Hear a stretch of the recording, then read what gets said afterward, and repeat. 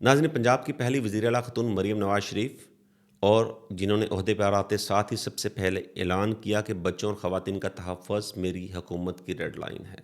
اور یہی وجہ ہے کہ پنجاب کے اندر جتنے بھی اضلاع ہیں وہاں پر تمام افسران R P O D P او بلکہ جتنے پولیس افسران ہیں وہ کھلی کچہری کا انعقاد کرتے ہیں، اور ہر خواتین کی آنے والی اپلیکیشن اور بچوں کی اپلیکیشن پر سب سے اولین ترجیح پر اس پر عمل کیا جاتا ہے، مقدمہ درج کیا جاتا ہے اور پولیس فوری کارروائی کرتی ہے۔ ایسا ہی کچھ ضلع ننکانہ صاحب دیکھنے کو ملا جب ایک خاتون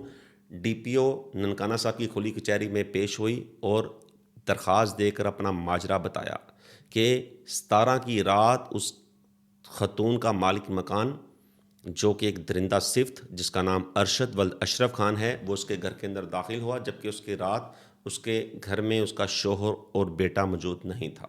اس خاتون کے ساتھ نازیبہ حرکات کرنے لگا، جب خاتون نے شور مچایا تو اس کے بالوں سے پکڑ کر اس پر تشدد کیا، اس کے کپڑے پھاڑ دیے، اسے برہنہ کیا۔ خاتون کے شور کرنے پر اس درندہ صفت شخص نے پستول نکال دیا اور خاتون کے ساتھ نازیبہ حرکات کرتا رہا۔ یہ درخواست ضلع ننکانہ صاحب کے ڈی پی او کو جب ملی تو انہوں نے فوری شاہ کوٹ کے ایس ایچ او کو حکم دیا کہ اس خاتون کی اپلیکیشن پر مقدمہ درج کر کے اس ملزم کو گرفتار کیا جائے، جس پر شاہ کوٹ کے ایس ایچ او نے تھانہ شاہ کوٹ کے اندر مقدمہ نمبر 1073/25 درج کیا، جس بجرم 376/511 طے ہوا، اور پولیس نے بروقت کارروائی کرتے ہوئے اس ملزم کو گرفتار کر کے حوالات میں بند کر دیا۔ بااثر شخصیات کی طرف سے اس خاتون کو دھمکیاں دی جانے لگیں، پیسوں کی پیشکش کی گئی کہ اگر اس نے صلح نہ کی تو اسے جان سے مار دیں گے، جس پر